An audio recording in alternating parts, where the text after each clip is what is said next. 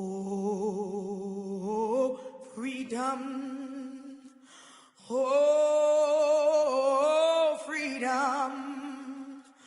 Oh, Sojourner Truth, born Isabella Baumfree in Rifton, New York, 1797. She was an African-American abolitionist and women's rights activist until her death on November 26, 1883. Isabella was born a slave to James and Elizabeth Baumfree in Ulster County, New York.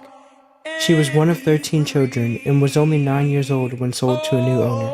She originally only spoke Dutch, but eventually was forced to speak English when sold to her second owner, Charles Hardenberg. Her second owner died, resulting in her being sold to John Neely for $100 and a herd of sheep.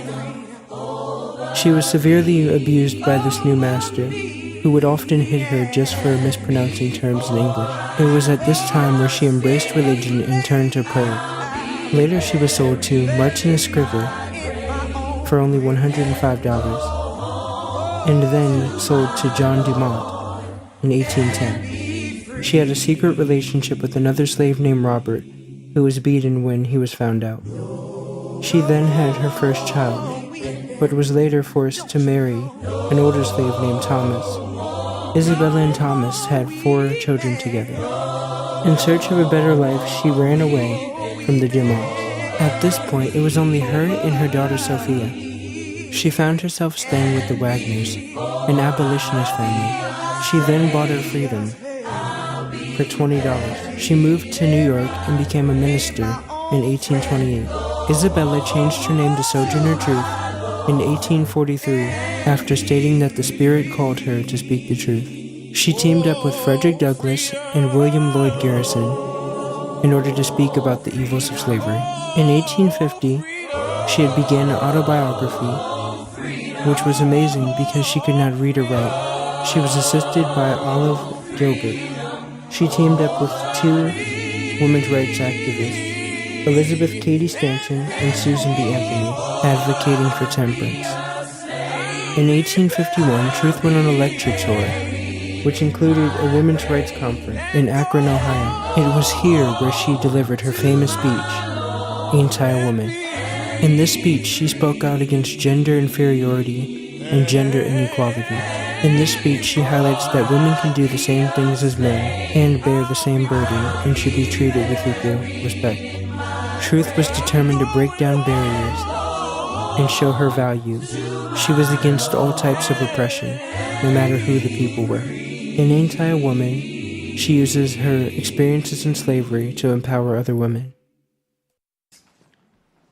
Well, children, there's so much racket, there must be something out of kilter. I think that twixt the Negroes of the South and the women of the North all talking about rights, these white men gonna be in a fix pretty soon. But what's all this here talking about? That man over there says that women need to be helped into carriages and lifted over ditches and to have the best place everywhere. Nobody ever helped me into carriages or over mud puddles or gives me any best place.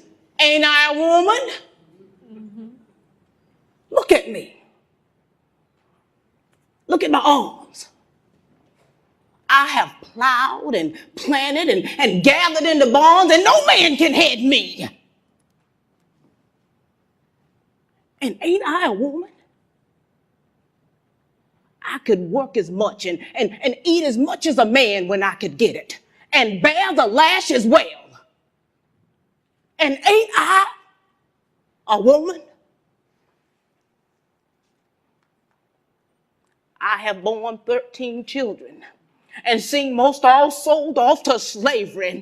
And when I cried out with my mother's grief, none but Jesus heard me.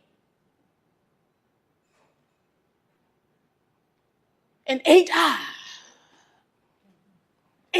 a woman? Then they talk about this thing in the head. What's this they call it?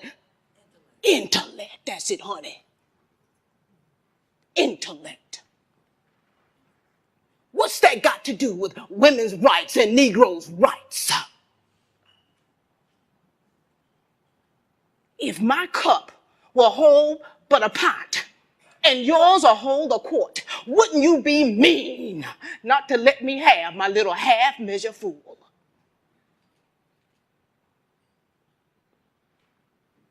And then that man back there in the black, that man back in the black says that women can't have as much rights as men because Christ wasn't a woman.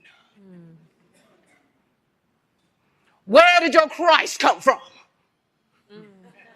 Where did your Christ come from? From God and a woman. Man had nothing to do with him. Now, if the first woman that God ever made was strong enough to turn this world upside down all alone, these women together ought to be able to turn it back and get it right side up again. And now, they's asking to do it. And you men better let them. Obliged to you. Thank you for letting me speak to you this morning. Now old Sojourner ain't got nothing more to say. Sojourner was a strong woman. Not only did she endure the hardships of slavery, but she also dealt with the oppression of just being African American along with being a woman. If anyone knew the true meaning of oppression, it was her. It is amazing to think that she couldn't even read and write, yet she was able to influence so many people through her speeches. She encouraged women not just to talk about the rights they wanted, but to make it happen, to go out and make a change just as she did. In 1864, she was invited to the White House by Abraham Lincoln. She served as the counselor for the National Freedmen's Relief Association, retiring in 1875. She greatly contributed to the winning of the Civil War by the Union when she encouraged African Americans to go and fight to protect the Union. She has truly shown what it means to go out and make a change. Now old Sojourner ain't got nothing more to say.